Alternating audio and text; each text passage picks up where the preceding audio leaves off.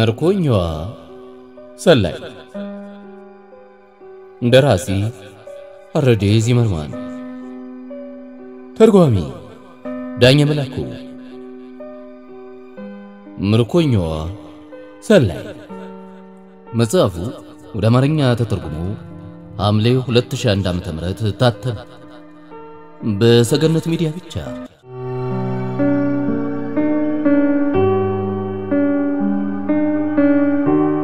ውድ የሰገነት ሚዲያ ቤተሰቦች ነው አዲስ ስራ ይዘን መተናል። በያላችሁበት ሆናችሁ የኛን ስራዎች ስለምታደምጡ ስለምትከታተሉን አብራችሁን ስለሆናችሁ አክብሮታችን ላቅ ያለ ነው። ምን ብናጠፋ በትዕግስት እየጠበቃችሁ ብንዘገይባችሁ አረባካችሁ እየጠበቅናችሁ ነው በማለት መልእክታችሁን እያስተላልፋችሁ ከኛ ጋር እንደሆናችሁ ሐሳቦቻችሁን ስለምትገልጡልን በጣም እናመሰግናለን። እድሜና ጤና ፈጣሪ አብስቶ ይስጣችሁ እንላለን። የሰይነሽ ልጅ ከመጀመሪያ እስከ መጨረሻ አብራችሁ ቆይታ አድርጋለሁ። እናንተም ከኛ ጋር እንድትሆኑ ለወዳጅ ዘመዶቻችሁ ሼር ያደርጋችሁ ቤተሰብ እንዲሆኑ ሰገነት ሚዲያን ሰብስክራይብ ያደረጉ የዶል ምልክቷን እየተጫኑ የምንለቃቸው ቪዲዮዎች ወዲያው እንዲደርሷችሁ እንድታደርጉልን በአክብሮት እንጠይቃችኋለን። መመልከታችሁ ማየታችሁ ላልቀረ እያንዳንዱን ቪዲዮ ላይክ ብታደርጉልን ለኛ ጠቃሚ ነውና እባካችሁ ተባበሩ። ለዛሬ ምርኮኛዋ ሰላይ የተሰኘውን ድንቅ የስለላ መጽሐፍ ይዘንላችሁ መተናል። አብራችሁን ሁኑ።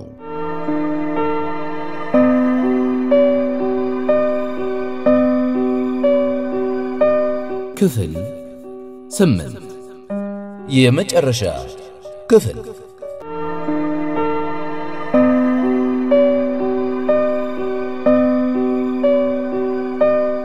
ምዕራፍ 63 ሰባተኛው ጎዳና በመኪኖች ተጨናንቋል።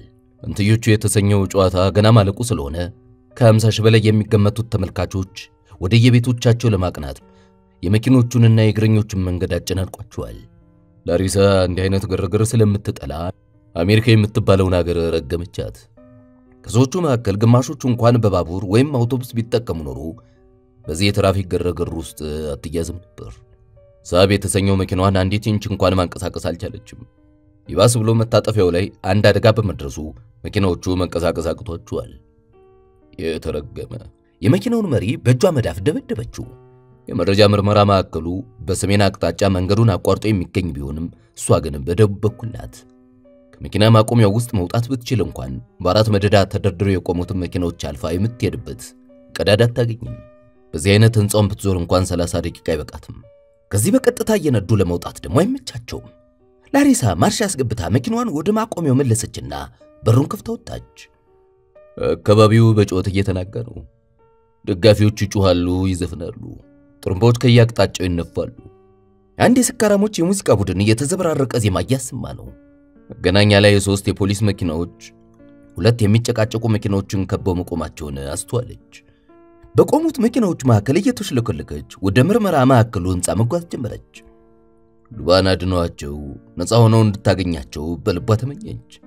ቢያንስ በዚህ ህዝብ መሃል በእግራቸው ቢመጡ እንኳን በቀላሉ ሊያመልጡ እንደሚችሉ አስባለች። ኒክ አንዲት ጥይት ሲተኩስ ሁለቱ ሰዎች ወደ አሳንሰር ውስጥ በመግባት ተሸሸጉ። በመተላለፊያው በር ላይ የቆመው ሰው የሽጉጡን አፈሙዝ ወደ ኒክ አዙሮ ሲያነጣጥር ስቲቨንስ ከአሳንሰር ውስጥ በፍጥነት በመውጣት ወደ ሰውየው አቅጣጫ ተኮሰ። በዚያው ቅጽበት ተሽከርክሮ ወደ ነቬራ ሁለት ጊዜ ተኮሰ። ጥይቶቹ የባንኮኒውን ግድግዳ እየመቱ ሲፈረካክሳቸው ኒክ በጀርባ በኩል ተደበቀ። ቬራ ከጀርባ በኩል ወገቡን ይዟለች። ቬራ በሩ ላይ ያለው ሰው ማን ነው? የስቲቨንስ ጓደኛ ነው? እኔ እንጃ አላውቀውም። ከቬራ ጀርባ የተደበቁት ሉባ አንድ ቃል በሩሲያ ቋንቋ አልጎመጎሙ። ኒክ የቆሰለ እጁን ሆዱ ላይ አድርጎ በሰዎችና በመኪናዎች የተጨናነቀው መንገድ ተመለከተው። የተኩሱ ድምጽ ከተሰማ በኋላ ፖሊሶቹና ኤፍቢአይ ተኩሱ ወደ ተሰማበት አቅጣጫ ለመንቀሳቀስ ወዲያው ነበር የተነሱት። ደስታ ያክትሞለታል። በዚህ ምሽት ከድንገተኛው ሞት ጋር መፋጠጥ ይግድ ነው አለ ኒክ። አናቶሊ ጥቁር ሰማያዊ ቀለም ያላትን ሳም መኪና ባይኑ እየፈለገ መቼም መኪናዬ ምንም እንዳልሆነ ተስፋ አደርጋለሁ አናቶሊ ጮሁ። ሉባ ትከሻውን ይዘው ወደ ታች እየጎተቱት። ቬራም በበኩሏ ተቆጣች። በፒዮኒር ካምፕ የተማርከውን ሁሉ ረሳው እንዴ? ስለ ኮትሊኒን ማሰቡ ይብቃን ቬራ። ሚስቱንና መኪናውን ለመፈለግ ቀስ ብሎ ድግ አለ። ጭንቅላቱ ከባንኮኒው በላይ ብቅ እንዳለ አንድ ተኩስ ተሰማ። አናቶሊ በግራይኑ ወለሉ ላይ ተዘረገፈ። ተመልሶ ቁጭ ሲል ክርኑን አመመው። ጅጌውን ገልጦ ሮሌክስ ሰዓቱን ተመለከተው። መስታወቱ ከመርገፉ በተጨማሪ ቆጣሪዎቹ ተሰባብረዋል። ሁሉም ነገር ተመሰቃቅሏል። መተላለፊያው ላይ ቆሞ የነበረው ሰው ወደነሱ ለመተኮስ እንዲያመቸው በጎን በኩል ብቅ አለ። ነገር ግን ሁለት እርምጃ እንኳን ሳይራመድ ስቲቨንስ ሁለት ጥይቶች ተኮሰ። ወይ አምላኬ አለ ኒክ። ሰውየው አቃስቶ ከግድግዳው ጋር ተጋጨ። የቀኝ እጁን በጥይት ስለተመታ ሽጉጡን ጥሎታል። መሸሸጊያ ለመፈለግ ዳግመኛ ከመመታቱ በፊት በጎን በኩል ወዳለው በር ዞር አለ። አግኝተውታል አለ አናቶሊ። ኒክ ወደ አሳንሰሮቹ ሲመለከት ፔትሮቭን ሲያነጣጥራየው። ዝቅ በሉ፣ ሁለቱም ሽጉጥ ይዘዋል። ኒክ ጮኸ። ኒክ የሚወጥበትን ዘዴ ማሰላሰል ጀመረ። አሳንሰሩ ጋር ያሉት ሁለት ሰዎች ሽጉጥ ይዘዋል። ባለስልጣናቱ በእርግጠኝነት አሁን ስለሚመጡ ሁሉም በቁጥጥር ስር ይውላሉ። ሌላ መውጫ ፍለጋ ወደ በራፉ በድጋሚ ተመልክቶ ተመልሶ ከባንኮኒው ጀርባ ተሸሸገ። ስቲቨንስን ከአሳንሰሩ ውስጥ ሲወጣ ተመልክቶታል። ሽጉጡ ግን ወደሱ ሳይሆን ወደ ግራኔት ተነጣጠረው። ኒክ የቆሰለውን ሰውዬ ለመመልከት አይኖቹን ወደ ጎን ላካቸው። ነገር ግን ማንም የለም። በደንብ ዞሮ ተመለከተ። አንዲት ሴት ወደፊት ለፊቱ በር እየሮጠች ነው። ላሪሳ! ኒክ አካባቢውን በጮታ አናጋው። ፖሊስ ወይም ኤፍቢአይ መምጣቱን ለመናገር አይኖቿን ወደ መታጠፊያው ልካቸዋለች። በውጭ ከሚሰማው የሰዎች ጫጫታና የመኪኖች ድምጽ በቀር ሌላ የሚሰማ ነገር የለም። ፊቷን እየገረፋት ከሚያልፈው ቀዝቃዛማ ነፋስ በስተቀር ስሜቷን የገዛው ምንም ነገር የለም። በመጀመሪያ አንድ የሌሊት ወፍ የምሽቱን አየር እየቀዘፈ የሚጋልም መስሏት ነበር። ነገር ግን የሆነ መስታወት የሚመስል ነገር ድንጋዩ ላይ አርፎ ሲበታተን ዞር ብላ ተመለከተች። አራቱም ከእንግዳ መቀበያው ባንኮኒ ጀርባ ተደብቀዋል። በመጀመሪያ ወደፊት መሮጥ ፈለገች። በኋላ ግን ከማን የተደበቁት ስትላስበች ያን ጊዜ ነው የተጠቀለለ ጸጉር ያለው ረጅም ሰው ለሁለተኛ ጊዜ ሲያነጣጥርባት የተመለከተችው። ወደ መሬት ዝቅ ብላ ወደ ኋላ ማፈግፈግ ስትጀምር ተተኮሰ። ቀጥሎ የመስታወት መሰባበር ድምጽ ተሰማ። ከዛ ምንም የተፈጠረ ነገር የለም። ቦርሷን ጥላ ወደ ቀዩ የብረት በር ሮጠች። ከአንደኛው የብረት ምሰሶ ጀርባ በመደበቅ ወደ ኋላ ተመለከተች። አናቶሊ፣ ቬራ፣ ሉባና ኒክ በሁለት ሰዎች ወጥመድ ውስጥ ወድቀዋል። ወደ መንገዱ ዞር ብላ ቀኘች። መታጠፊያው ላይ አደጋ ከተከሰተበት ስፍራ ጎን ሁለት ፖሊሶች ከመኪኖቻቸው አጠገብ ቆመዋል። መኪናዎቹ ከህንጻው ጫፍ ላይ ከመንገድ መብራቱ አለፍ ብለው ነው የቆሙት። ኒክ ሽጉጡን በተጎዳጁ በመደገፍ ከባንኮኒው ጀርባ በመቆም ወደ ስቲቨንስ ደረት አነጣጥሮ ምላጩን ሳበው። ሌላኛው ሰው ኒክን ስላየው በፍጥነት ተሽከርክሮ ወደ አሳንሰሩ ውስጥ ገባ። ጥይቷ ግድግዳው ውስጥ ተሰነጠረች። ኒክ ገና ቁጥጥ ለማለት ከመሞከሩ ስቲቨንስ ወደ ጥግ ተስፈንጥሮ አንድ ጊዜ ተኮሰ። ኒክ መሬት ላይ እንደወደቀ ከጀርባው ያለው መስታወት ሸዋ ብሎ ረገፈ። ቬራ ወደ ውጭ ያመለከተች ፖሊስ በማለት ጮኸች። አንድ የፖሊስ መኪና ቀይና ነጭ መብራትን እያንቦገቦገ በሩን አልፎ ገባ። አበቃልን ሲላሰበ ኒክ በአንድ በኩል ስቲቨንስና ሩሲያዊ፣ በሌላ በኩል ደግሞ ፖሊሶች ማምለጫዎቻቸውን ዘግተውባቸዋል። ይሁን እንጂ መኪናው ፍጥነቱን በመቀነስ ፋንታ እየበረረ ወደ ህንጻው ነጎደ። መኪናው እየቀረበ ሲመጣ ከመሪው ጀርባ ያለው ሰው ማንነቱ ተለየ። አናቶሊ ያቃሰተ። ወይ እግዚአብሔር! ላሪሳ ናት። መሪውን ጨብጣ በቀጥታ ወደ መስታወቱ በረረች። መኪናው በመስታወት የተገነባውን ህንጻ ደርማምሶ ገባ። መስታወቶች በአየር ላይ ተበታተኑ። ወለሉ በስብርባሪዎች ተሞላ። መኪናው የምርምር ማዕከሉን በር አልፎ ቆመ። ከዚያ በቀጥታ ወደ እንግዳ መቀበያው ጠረጴዛ መራች። ተኩስ ተሰማ። ስቲቨንስ ሹፌሯ ማን እንደሆነች ስላወቀን የተኮሰው።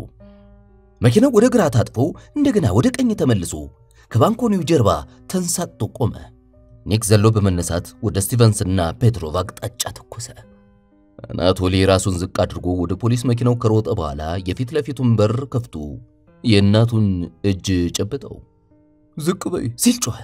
እሳቸውን ፊት ለፊት አስቀምጦ ሲያበቃ ወደ ኋላኛው ወንበር ዘለለ።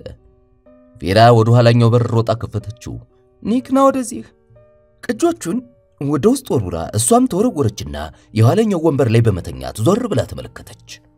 ኒክ ወደ ስቲቨንስ አነጣጥሮ ወደ ኋላኛው በር እየመጣ ነው። ቬራ ትከሻውን ይዛ በመጎተት ወደ ውስጥ አስገባችው። ይህኔ ላሪሳ የፍጥነት መስጫውን በኃይል ረገጠችው። መኪናው ወደፊት በረረ። የኋለኛው በር ግን አልተዘጋም። ወዲያው አንዲት ጥይት የኋለኛውን መስታወት አልፋ በመግባት በፊት ለፊቱ መስታወት ወጣች። እንደገና የመኪናው አካል በሌላ ጥይት ተመታ። አጥብቃችሁ ያዙ ጮች ላሪሳ። የተሽከርካሪዎቹን በሮች አልፈው ፊት ለፊት ያለውን የመስታወት ግድግዳ በመደርመስ ከምርመራ ማዕከል ወጡ። ኒክ በተሰባበረው መስታወት አሻግሮ ስቲቨንስና ፔትሮቭ መተላለፊያውን በሩጫ ሲያቋርጡ ተመለከታቸው። ከጀርባው ማንነቱ ያልታወቀ ሰው የቆሰለ ሰውነቱን እየጎተተ ሽጉጡን አነሳው። በጎን በኩል ደግሞ ቀዩን የብረት በር በማለፍ አንድ አረንጓዴ መኪና አናቱ ላይ ሰማያዊ ብርሃን እያንቦገቦገ ወደ ውስጥ ዘለቀ። ኤፍቢአይ። ላሪሳ ከሌላኛው መኪና በመራቅ በአምስተኛው ጎዳና በማድረግ ወደ እግረኞቹ መንገድ ተጠመዘዘች። ይህን ጊዜ የቤዝቦል ጨዋታ አይተው እየተመለሱ ያሉት መንገደኞች እየጮሁ ተበታተኑ። ሉባ ቀና ብለው አንዴ ተመለከቱና ተመልሶ አጎነበሱ። ላሪሳ የመኪናውን ጦርምባ እያስጮች ዞር በሉ በማለት አንባረቀች። ስቲቨንስና ፔትሮቭ ከህንጻው በመውጣት ወደ ኤፍቢአዩ መኪና ሮጡ። መኪናው ስቲቨንስን ለጥቂት ሊገጫዋልና ቆመ። ከዛ ወደ መኪናው የጎንና ጎን በሮች ሄደው በመክፈት ሽጉጦቻቸውን ደግነው ወኪሎቹን እንዲወጡ አስገደዷቸው። ስቲቨንስ ከመኪናው ጀርባ ሲቀመጥ ሩሲያዊው አጠገቡ ያለው መቀመጫ ያዘ። የቆሰለው ሰው በተሰባበሩት መስታወቶች መሃል አሻግሮ ሁለት ጊዜ ተኮሰ። ጥግ ላይ የነበረው የፖሊስ መኪና መብራቱን እያንቦገቦገ ወደ ጎን ታጥፎ ወደፊት ወረረ። ቆሻሻ በማለት ኒክ አጉተመተመ። አናቶሊ ፊት ለፊት እየተመለከተ ነው። ተጠንቀቀሽ ንጂ። አንድ የሆነ ሰው ከፊት ለፊቱ የሚመጣው መኪና እያየ በድንጋጤ ባለበት ተገትሯል። በቀኝ በኩል የህንጻው ጫፍ ይታያል። መንገደኞቹ ወደ ግራ ገሸሽ ብሏል። ወደዚያ ጠመጂው። ሉባ በሳት ማጥፊያውና በመንገዱ ምልክቱ መሃል ወዳለው ክፍተት እየጠቆሙ ጮሁ። ቀደም በእንግሊዘኛ ምንድን ነበር የተናገርከው ኒክ? ብሽቅ። የላሪሳ ፊት ነጭ መስሏል። ላሪሳ ሌላ ክፍተት ስላላገኘች መኪናዋን ከመንገዱ ምልክት ጋር እያንኳቀቀች በማለፍ አምስተኛው ጎዳና ላይ ወጣች። አንድ ቡናማ ቀለም ያለው አልደስ ሞባይል መኪና ወደ ግራ በመታጠፍ መንገዱን ሲለቅላት ላሪሳ መሪውን ወደ ቀኝ ተመዘዘችው። ከኋላ የተቀመጠው ኒክ ወደፊት አሻግሮ ከፊት ለፊታቸው የተደረደሩት መኪናዎች ተመለከታቸው። በድንገት ከፊታቸው የቆሙት መኪናዎች እንደተጣበቁ ወደ ጎን ሲጠመዘዙ መንገዱ ተከፈተ። በልቡ ከኋላቸው ያለ መንገድ እንዲዘጋ እየተመኘ ዞር ብሎ ተመለከተ። ነገር ግን ምኞቱ አልሰመረም። አረንጓዴው መኪና ሰማያዊ መብራቱን እያንቦገቦገ የእግረኞቹን መንገድ በማቋረጥ ወደ ዋናው መንገድ እየገባ ሲሆን የፖሊሶቹ መኪናም ህንጻውን ለቆ እየወጣ ነው። አሁንም እየተከተሉን ነው አለች ቬራ። በስድስተኛ ጎዳና መገናኛ ላይ ከፍተኛ የትራፊክ መጨናነቅ ስላለ ፍጥነታቸውን ቀነሱ። ስቲቨንስና ሩሲያዊው በደቂቃዎች ውስጥ ይደርሱባቸዋል። በዚህ በኩል ተጠምዘጂ አለ ኒክ። ስድስተኛው ጎዳና በአንድ አቅጣጫ ብቻ የሚሄዱ ጥቂት መኪናዎችን ብቻ ነው ማስተናገድ የሚችለው። ላሪሳ ፍጥነት መስጫውን በመርገጥ ወደ መንገዱ ታጠፈች። ከጥቂት ሰከንዶች በኋላ አረንጓዴው መኪና በጎን በኩል ሲታጠፍ ታየ። ኒክ ዞር ብሎ በመስታወቱ በኩል ብቅ ያለውን ሩሲያዊ ተመለከተው። አሁንም ሊተኩሱብን ነው ላሪሳ፣ ወደ ጎን እየታጠፍሽ አቅጣጫቸውን አስቻቸው። ላሪሳ መሪውን አንዴ ወደ ግራ ሌላ ጊዜ ደግሞ ወደ ቀኝ እየተጠመዘዘች ወደፊት በረረች። ከኋላ የተተኮሰች ጥይት በጨለማው ተወጣቀረች።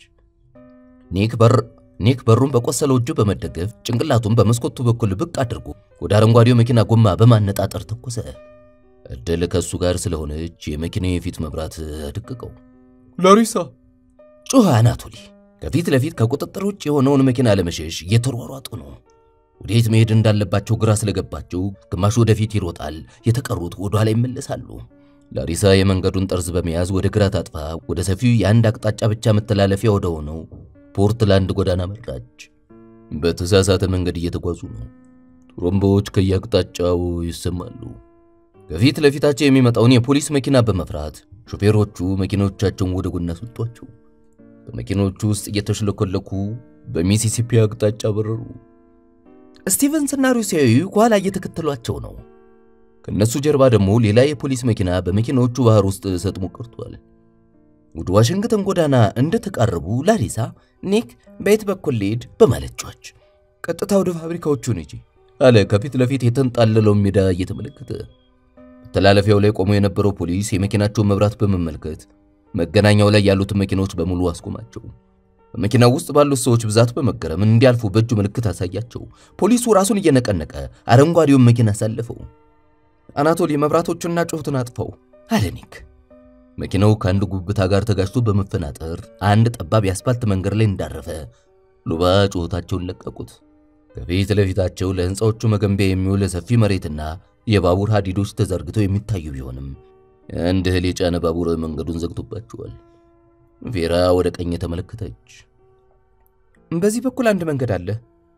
ስቲቨንስን ለመጀመሪያ ጊዜ እዚህ ነበር ያገኘችው። በዚያ በኩል ወርደሽ ፋብሪካዎችን በመዞር በሶስተኛው ጎዳና በኩል መውጣት ትችያለሽ አለችውንም ቬራ። መኪናው በኮረኮንቹ ላይ እየተከታተላቸው ነው።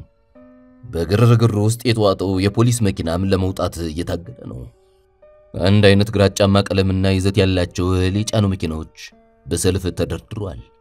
በመጨረሻ አንደኛው ማቋረጫ መንገድ ከልሎት ቆሞ የነበረው ተሽከርካሪ ተንቀሳቀሰ። አቧራውን ወደ ሰማይ ያነሱ ወደ መኪናዎቹ አቅጣጫ ተጠመዘዙ።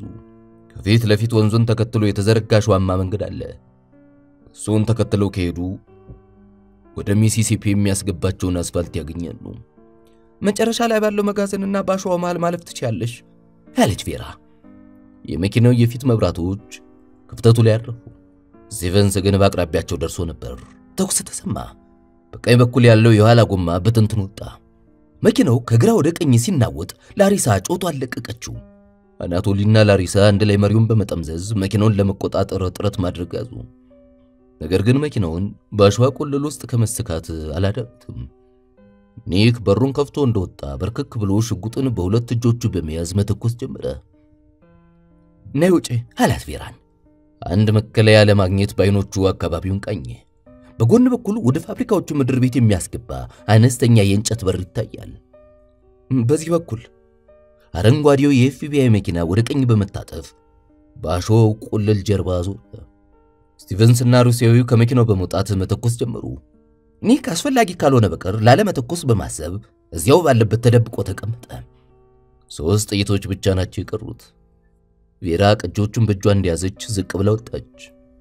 የፊት ለፊቱ በር ተከፍቶ አናቶሊ፣ ሉባና ላሪሳ ተከታትለው ወጡና ወደ መኪናው አፍንጫ ሮጡ።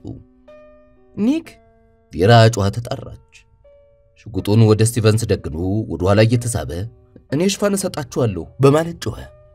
አናቶሊ የኒክና ስቲቨንስን አቋቋም ከተመለከተ በኋላ በጨለማው ውስጥ ወደፊት ተፈነጠረ። ስቲቨንስ አነጣጥሮ ተኮሰ። ኒክ መልሶ ሲተኩስ አሜሪካዊው ወደ ኋላ ፈገፈገ። አናቶሊ የተሰነጣጠቀውን በር በትከሻው ገጨው። ልፋቱ አልሰመረም። ፍርሃት የሚነበብባቸው አይኖቹን አጉረጠረጣቸው። ይሁን እንጂ መልሶ ሲገጨው ከእንጨት የተሰራው በር ተከፈተ። ከዚያ ወደ ውስጥ ዘለቀ። ኒክ ከላሪሳ ቬራና ሉባ ጀርባ ቁጥጥ ብለዋል። አሁን እናንተ ለፉ፣ እኔ ከኋላ እከተላችኋለሁ። እሺ አሁን ተንቀሳቀሱ። ኒክ ወደ ሁለቱ ሰዎች አነጣጠረ። ሸዋማውን መንገድ በእግራቸው እየረገጡ እንዳለፉ ኒክ ኋላ ተከተላቸው። ስቲቨንስ ተኩሶ ሳተው። ኒክ ምላሹን እንደሰጠ አንዲት ጥይት ከጭንቅላቱ በላይ አለፈች። ያለመው አንድ ጥይት ተኮሰ። ከዚያ የመጨረሻዋን ጥይቱን ላለማባከን በማሰብ ራሱን ገታ አደረገው። ቬራና ሌሎች ቤተሰቦቿ ፋብሪካው ውስጥ ገብተዋል። ኒክ የቆሰለ እጁን አንከርፍፎ በፍጥነት በመሮጥ በሩን አልፎ ገባ። ከጣውላ የተሰራው ወለል ላይ ሲወድቅ የታመመ እጁ የበለጠ እንዳይጎዳ በማሰብ በቀኝ ጎኑ አረፈ። አናቶሊ በሩን ዘጋው። በበሩ አልፎ ከሚመጣው ጭልጭል የሚል ብርሃን በስተቀር ክፍሉ በጨለማ ተውጧል። ኒክ አለች ቬራ እጇን ሰዳ እየነካችው። ሽጉጥ ያልያዘው እጁን ህመም እየጠዘጠዘው ብድግ አለ።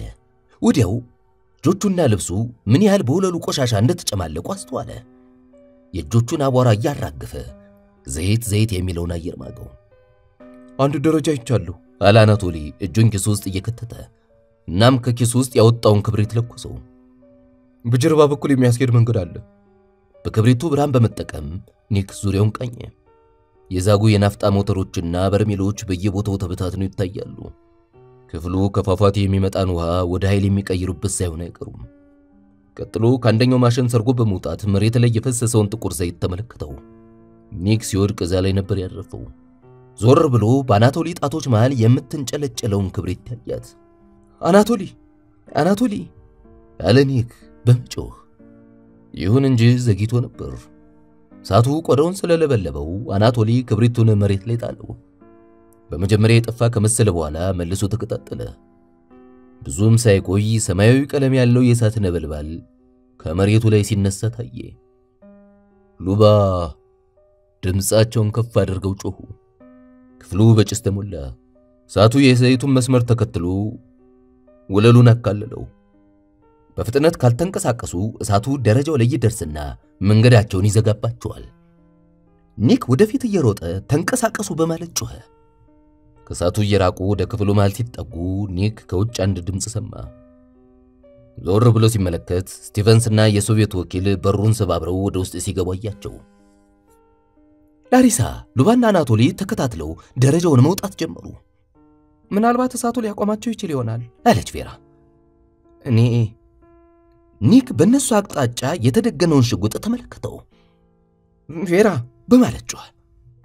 በፍጥነት ወደ መሬት ዝቅ ስትል በላይዋ ላይ ያለፈችው ጥይት ከእንጨት በተሰራው ግድግዳ ውስጥ ተመሰገች። ኒክ ተሽከርክሮ ለተኩሱ ምላሽ ሲሰጥ ስቲቨንስ ዳግመኛ ሊተኩስ እየተዘጋጀ ነበር።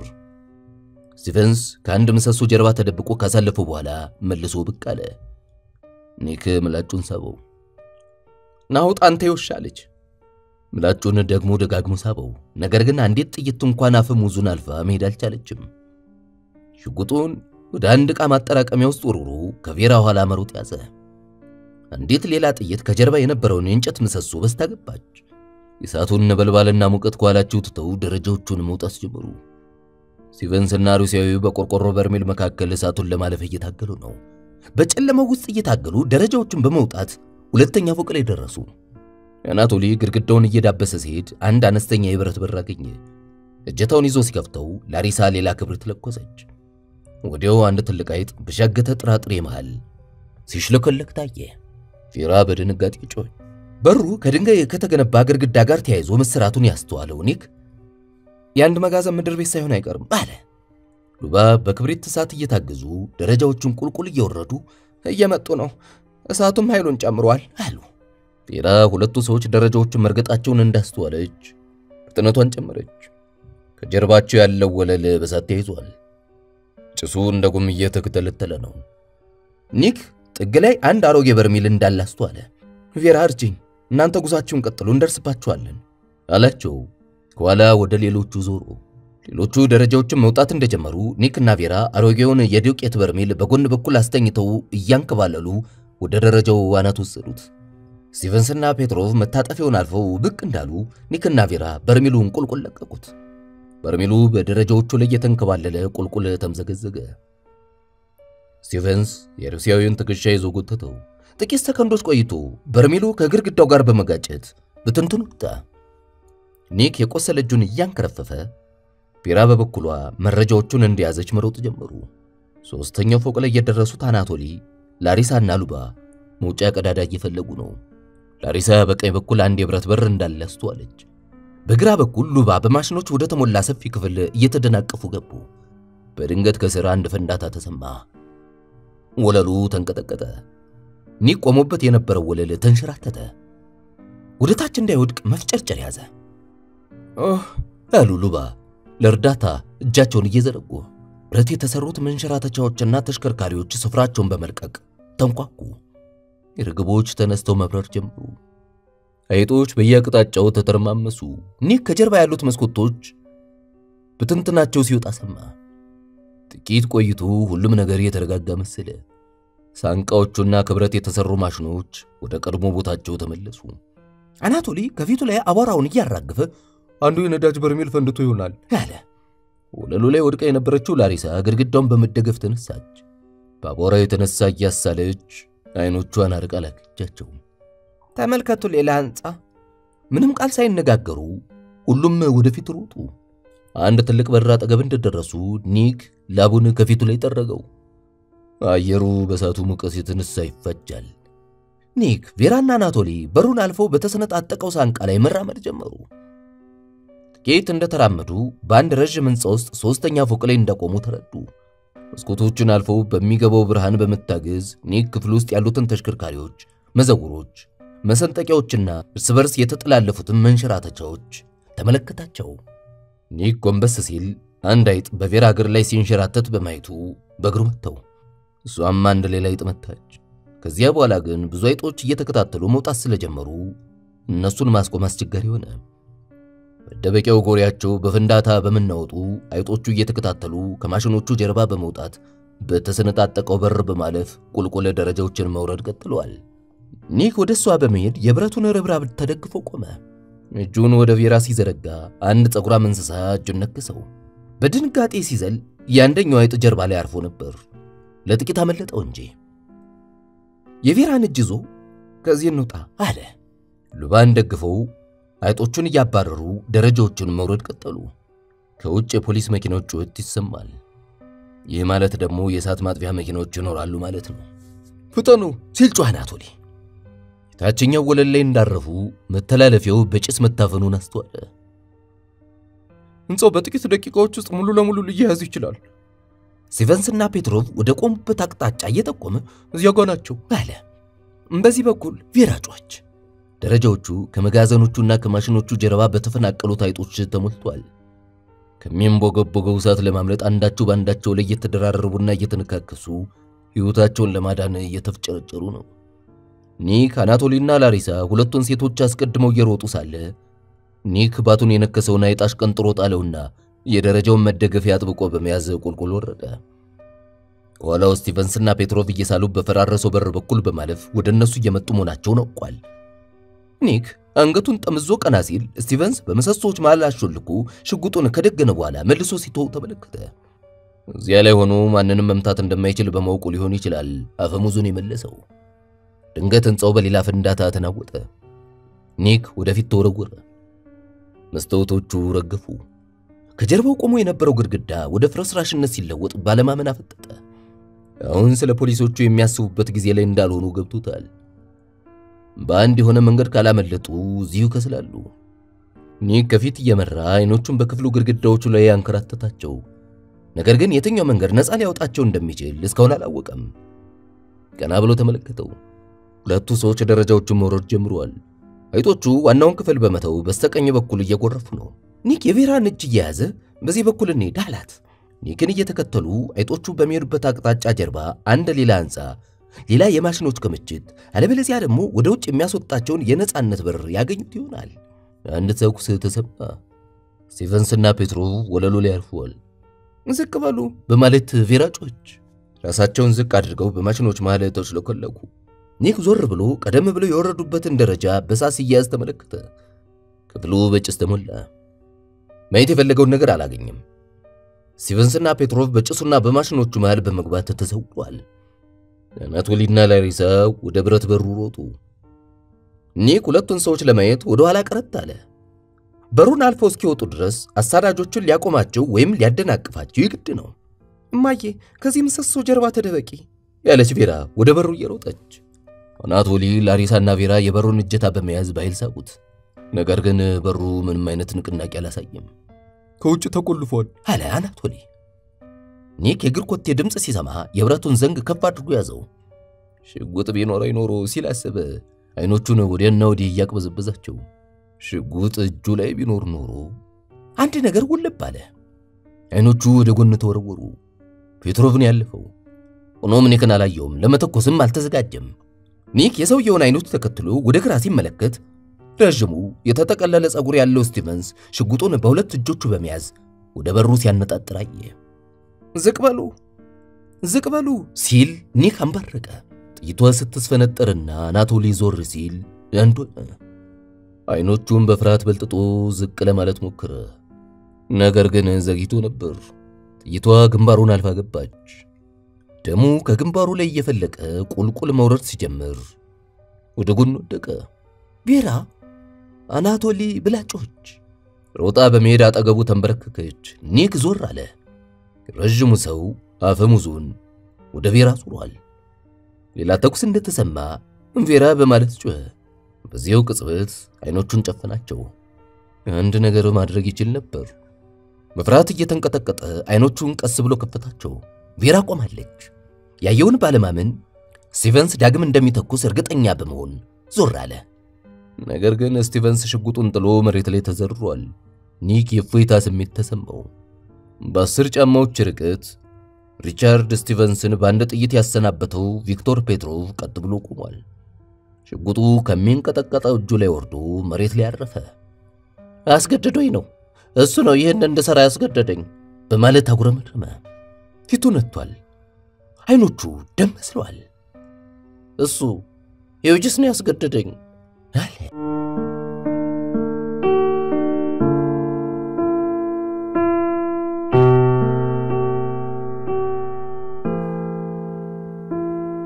ምዕራፍ 64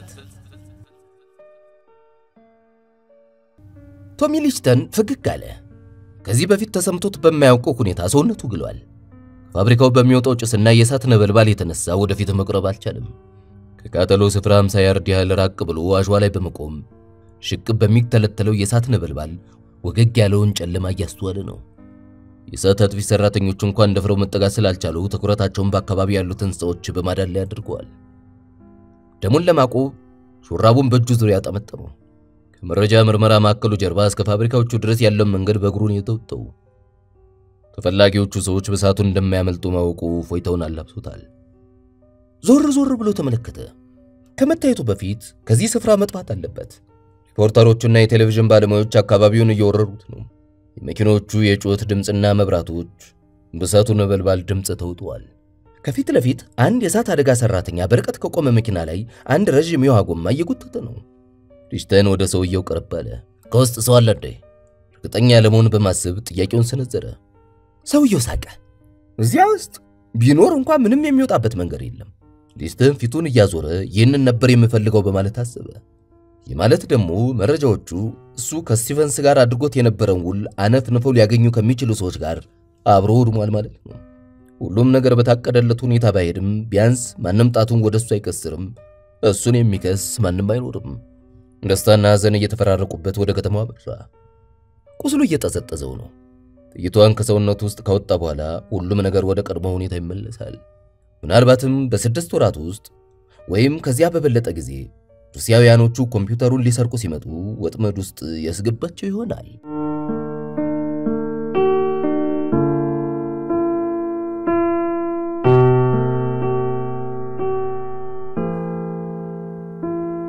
ምዕራፍ 65 ከኒክ ጀርባ ላሪሳ የባሏን አስከሬን አቅፋ በእንባ እየታጠበች ነው። ሉባ እጆቻቸውን ዘርግተው እያለቀሱ ከሟች ልጃቸው ጎን ተንበረከኩ። እንባና ጩኸታቸው አናቶሊን ይመልሰው ይመስል በእንባ ተራጩ። እየጮሁ አለቀሱ። በሐዘን የተኮማተረው ኒክ ወደ ኬጂቢ ወኪል ዞረ።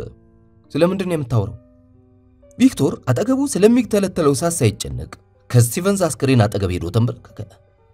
አንገቱን ነክቶ የደም ዝውውሩ እንደተቋረጠ ካረጋገጠ በኋላ ባለበት ቁጭ አለና በረጅሙ ተነፈሰ። አንድ እጁን ስቲቨንስ ላይ አድርጎ ቀና በማለት ኒክን ተመለከተው። የእናንተ ሀገር ወኪሎች ይህን ሚስጥር እንዳወቁ ወደኔ መጥተው አፋጠጡኝ። መኮብለል እንደምፈልግ በነግራቸውም ሊለቁኝ አልቻሉም። ከሪቻርድ ጀርባ ሆኖ መረጃ ሲያቀብለው የኖረውን ሰው ለማወቅ በጣም ጓጉተው ነበር። የሰውየውን ማንነት የነገርኳቸው ጥገኝነት እንደሚሰጡኝ ቃል ገቡልኝ። ሌላ ምርጫ አልነበረኝም። እነሱ ባሉኝ ነገር ካልተስማማሁ ሞስኮ ለሚገኙ አለቆቼ እንደሚጠቆሙ ማስጠነቀቁኝ። በኬጂቢ ልገደል እችልም ነበር። ቬራ ተስፋ በመቁረጥ ፊቷን ዞር አደረገች። ወይ እግዚአብሔር፣ ወይ አምላኬ፣ ይህን ሁሉ መከራ የተቀበልነው አናቶሊ የተሰወው በከንቱ ነው ማለት ነው። ኒክ እጁን ትከሻዋ ላይ ያሳረፈው። የተቻለኝን ያህል ጥረት ያደረግኩ ቢሆንም ቤተሰቤ ነፃ የሚወጣበት መንገድ ምንም የለም። ኤፍቢአይ ይህን እንዲያደርግ ለኬጂቢ የፈቀደለት። ሐሳቧን ቀጠቀጣት። ወደ አሜሪካ ባልመጣው ኖሮ ወደ ሀገሬ መመለስ ፈልጋለሁ። በድንገት ደረጃው መፈረካከስ ጀመረ። ሳንቃዎቹ በአየር ላይ ተበታተኑ። እሳቱ ከፊቱ ያሉትን በሙሉ እየጠራረገ ወደፊት መጓዙን ቀጥሏል። ኒክ ቬራን ያዛት። ከዚህ መውጣት የት እንሄዳለን ኒክ? ምን ተስፋ አለን? ከዚህ መውጫ ቀዳዳ እንኳን የለንም። ራሷን እየነቀነቀች መናገሯን ቀጠለች። ከዚህ በላይ ደግሞ ጌናዲና ቭላዲክ መቼም ቢሆን አይለቀቁም። እሳቱ ከቁጥጥር ውጭ ሆኗል። ያለምንም ማመንታት ተነስተው መሮጥ ጀመሩ። ወደኋላ እንዳይመለሱ መንገዱ በሸክሎችና በከሰሉ እንጨቶች ቆለል ተዘግቷል። ኒክ አይጦቹ ከሉባና ላሪሳ ጀርባ ባለው ግድግዳ ላይ መስመር ሰርተው ሲነጉዱ ተመለከተ። እነዚያ ለስላሳ ፍጥራን ላለመሞት እየተፍጨረጨሩ ነው።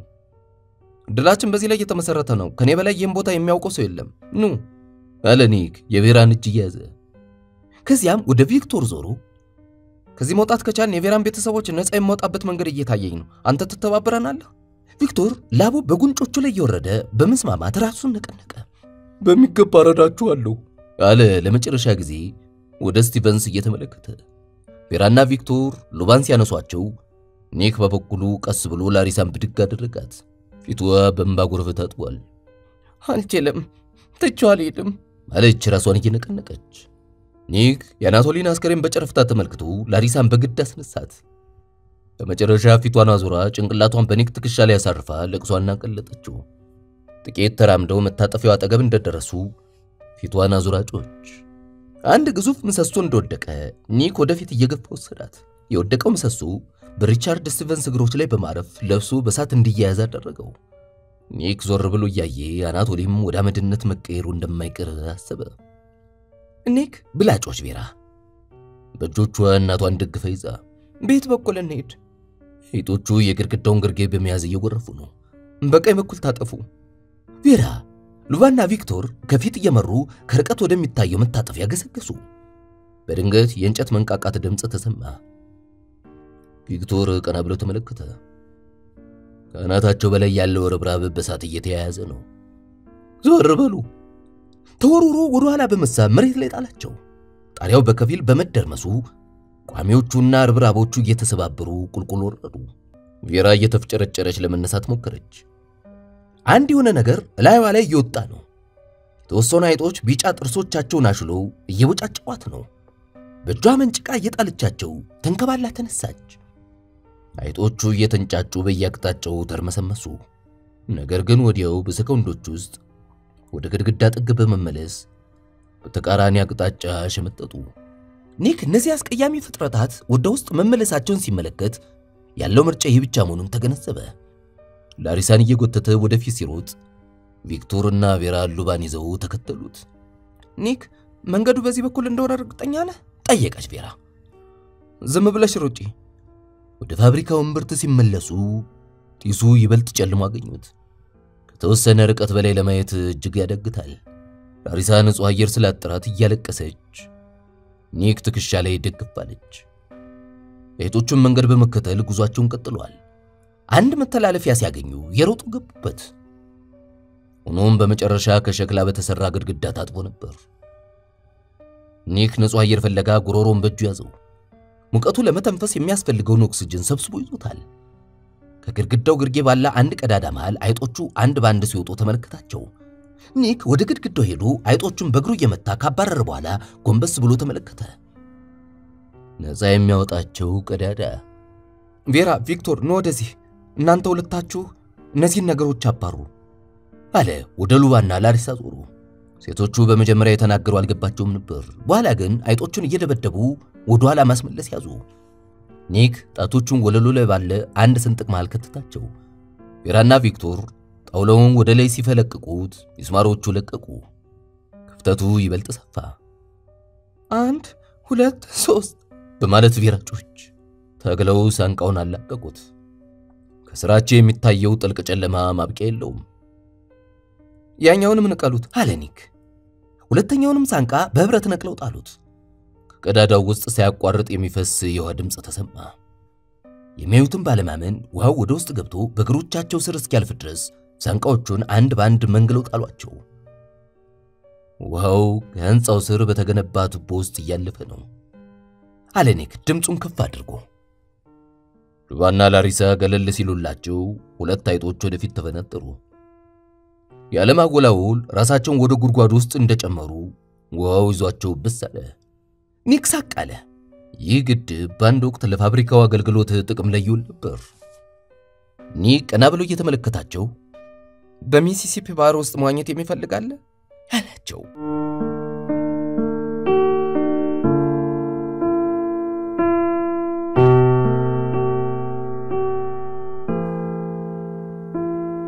ድህረ ታሪክ ከ11 ቀናት በኋላ ኒክ 10ኛው ፎቅ ላይ ተቀምጦ ባይኖቹ አትላንቲክን እያማተረ ነው።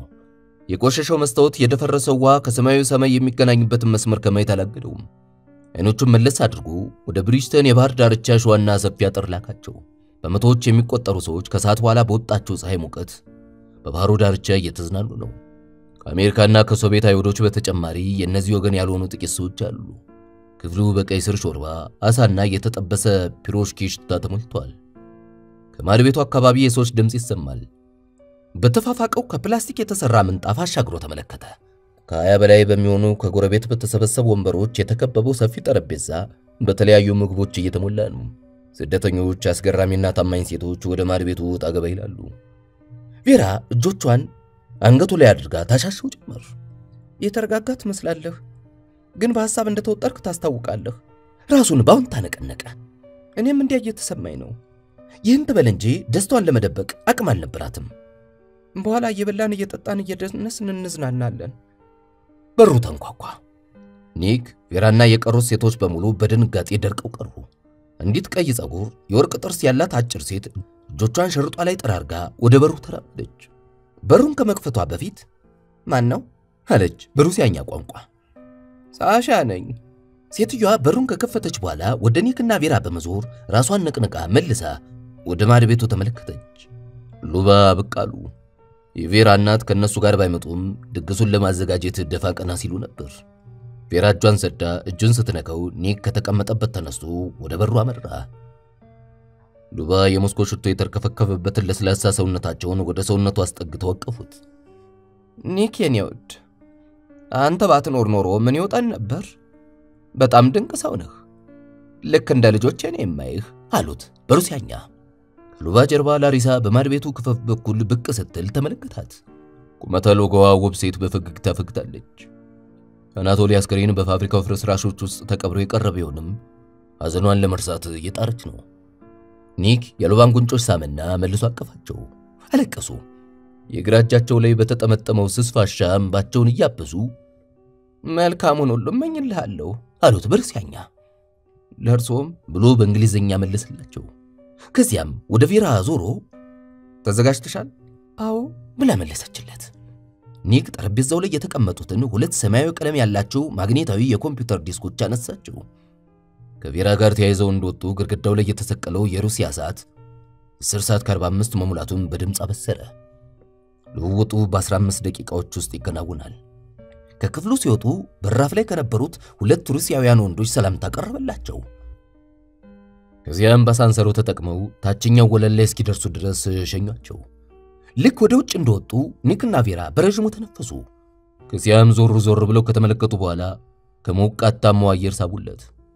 ከዚህ ከመጡ ጀምሮ ወደ ውጭ ሲወጡ ይሄ የመጀመሪያ ጊዜያቸው ነው። ወዲያው አራት ሩሲያውያን ቪክቶር ፔትሮቭን እየገፋፉ ከወርቃማው መርሴዲስ ቤንዝ መኪና ውስጥ ይዘው ወጡ። ኒክ የኬጂቢውን ሻለቃ እንዳየው የቬራን እጅ በጭንቀት ጨመቅ አደረገው። ፔትሮቭም እንደነሱ ተደብቆ የቆየ ቢሆንም ውቅያኖሱን አጥርቶ በሚያሳይና ማቀዝቀዣ ባለው ቤት ውስጥ እንዳልነበረ ግን እርግጥ ነው። ነጭ ፊቱ ጠውልጓል፣ አይኖቹ ቀልተዋል።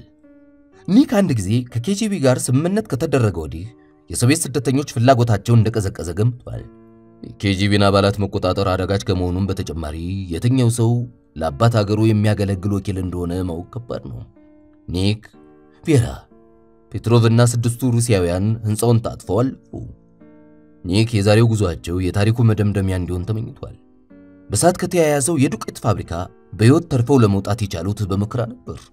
ወደ ምስራቃዊ የባህር ዳርቻ በደረሱ ጊዜ አናቶሊ ቀድሞ ዘርግቷቸው የነበሩት የግንኙነት መስመሮች በሚገባ ተዘጋጅተው ስለነበር ከዚያ በኋላ የቀረው ዋና ነገር በትዕግስት መጠባበቅ ብቻ ነበር። አጥሩ አካባቢ እንደደረሱ ቬራ ቪክቶርን ቆማ ጠበቀችው። አመሰግናለሁ፣ በጣም አመሰግናለሁ፣ ውለታን መቼም አልረሳውም አለችው በሩሲያኛ። በቅርቡ ሊሆን ስላልቻለ አዝናለሁ። እኔም አዝናለሁ። አይኖቿን ከፊት ወደሚመሩት ስደተኞች ላከቻቸው። እነሱም በግድየለሽነት ትከሻውን ነቀነቀ። ስራቸው ነው። ኒክ ወደ ቬራ ተጠጋ። አሁን የሚከተለው ምንድነው አለው ቪክቶርን። ከተመለስኩ በኋላ እኔ እንጃ፣ ወደ ሞስኮ ተመልሼ ታማኝነቴን ካረጋገጥኩ ሰዎቻችሁን ልረዳላችሁ እችል ይሆናል። ምናልባትም እዚያ ቆይ ይሆናል። ነገር ግን ብዙ አጥሩን ተከትለው የተሰሩትን ደረጃዎች መውጣት ጀመሩ። የውቅያኖሱና የስደተኞች ድምጽ በቅርበት ይሰማቸዋል። በብዙ ማይሎች ርቀት ከተዘረጋው አጥር መጨረሻ ላይ የኮኒ ደሴት ጀርባ ይታያል። አንድ 40 ሺህ የሚገመቱት የሩሲያ ስደተኞች በሙሉ በአካባቢ የፈሰሱ ይመስላል። ኒክ እጅ ለእጅ ተያይዘው የሚንሸራሸሩትን ቼዝ የሚጫወቱትን ወድካ እየጠጡ የሚዝናኑትን ሰዎች ሲመለከት ይህ ስፍራ ለመዝናኛነት አመቺ እንደሆነ አሰበ። አንድ ችግር ቢፈጠር እንኳን ሳሻና ሰዎቹ ጮክ ብለው መጣራት ብቻ ነው የሚጠበቅባቸው። ያን ጊዜ የስደተኞቹ ሰራዊት በኬጂቢ ወኪሎች ላይ ወዲያውኑ ይሰፍሩባቸዋል። የ100 ያርዶች ስፋት ባለው የሞስኮቫ ካፌ መስክ ውስጥ እንደገቡ ኒክ ቪክቶርን ጎነተለው። እዚህ ይሻላል። አንደኛው ማግኔታዊ ዲስክ አቀበለው። ይሄኛው ትክክለኛው ለመሆኑ እርግጠኛ ነህ? ጠየቀ ሩሲያዊው። አዎ እርግጠኛ ነኝ። ወደ ካፌው እንደተቃረቡ ሳሻና ሰዎቹ ፍጥነታቸውን ቀነሱ። ልውውጡን ባጥሩ መሃል ከምግብ ቤቱ ፊት ለፊት ለማድረግ አቅዷል። ሳሻ ሁሉም ሰዎች እንዲቆሙ ምልክት ሰጣቸው። ሰዓቱን ተመለከተው። ጊዜው አሁን ነው። አንዱን ዲስክ በእጁ የያዘው ኒክ ቬራን ዞሮ ተመለከታት። ተስፋና ሕይወት ባዘሉት አይኖቿ ካፌውን እየቃኘች ነው። ከውቅያኖስ የተነሳው ነፋስ ጉንጮቿን እየገረፉ ጸጉሯን አውለበለቡ። ቬራ ወደ ሰውነቷ አስጠግቶ አቀፋት።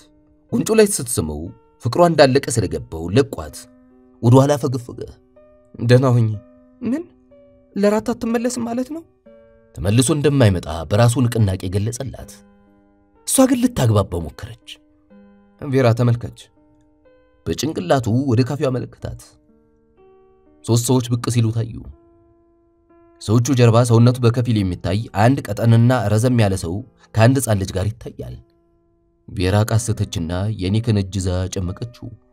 ሁኔታዋ በሉባይ የልደት በዓል ዝግጅት ላይ እነሱና ቬራ ፎቶ ሊነሱ ሲቆሙ የነበረውን ቅጽበታዊ ክስተት አስተውሰው እንደተለመደው የሱን ኃይል ተጠቅማ ልትጓዝ ነው። ጉንጯ ላይ ሳማትና እንደሚሳካለሽ እርግጠኛ ነኝ ያላት። ሰዎቹን ካየች በኋላ ጣቶቿን አፍታታ ኒክን ለቀቀችው። ወደፊት ራመድ እንዳለች ሳሻ በፈረጠመው እጁ ይዞ አስቆማት።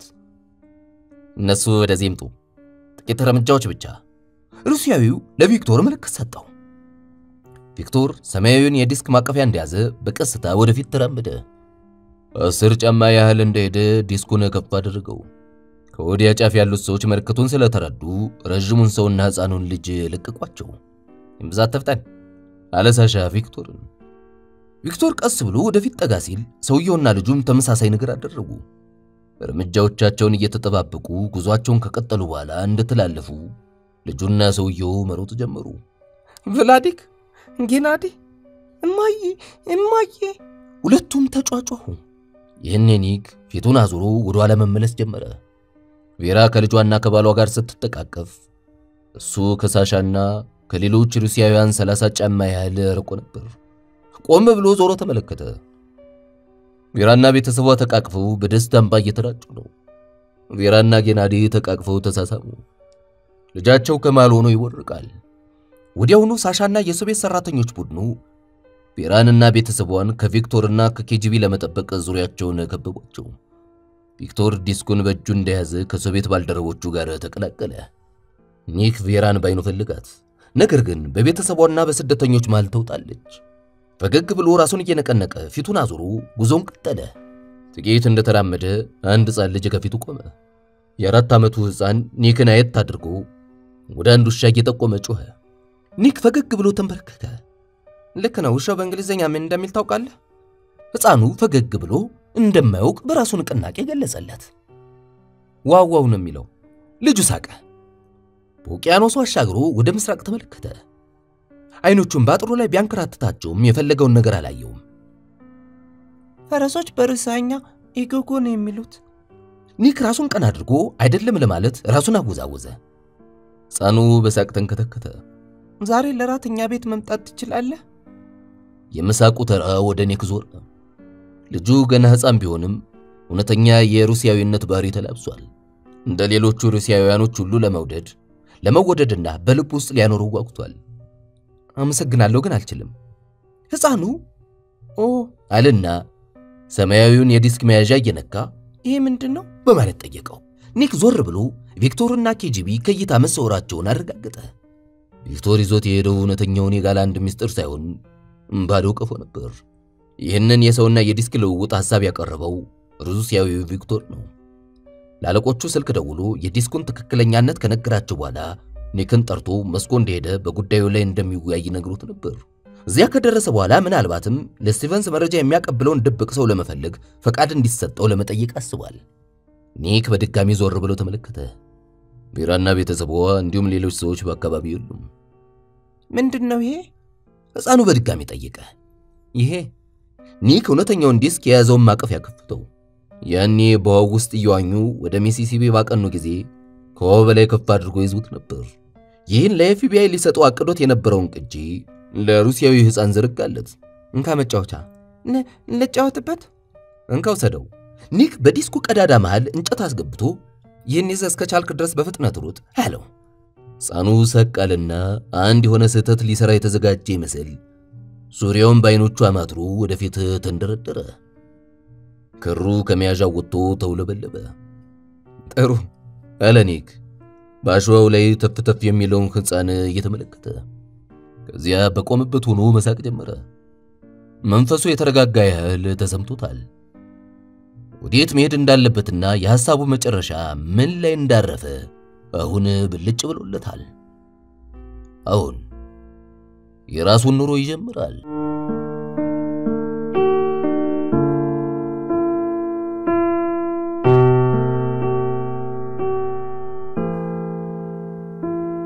ምርኮኛው ሰላይ ተፈጸመ።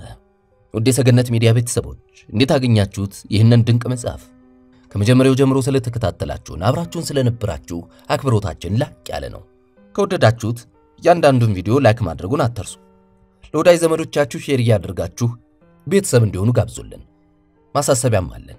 ማየታችሁ መመልከታችሁ ላልቀረ ያንዳንዱን ቪዲዮ ላይክ ብታደርጉን ለኛ በጣም ጠቃሚ ነውና አሁንም በድጋሚ ላይክ አድርጉልን በማለት እንጠይቃችኋለን። ይህንን ምርኮኛው ሰላይ የተሰኘው መጽሐፍ አርዲ ዚመርማን የተሰኘው ደራሲ ጽፎት እንዳኝ መላኩ ወደ አማርኛ መልሶ ተርጉሞልናል።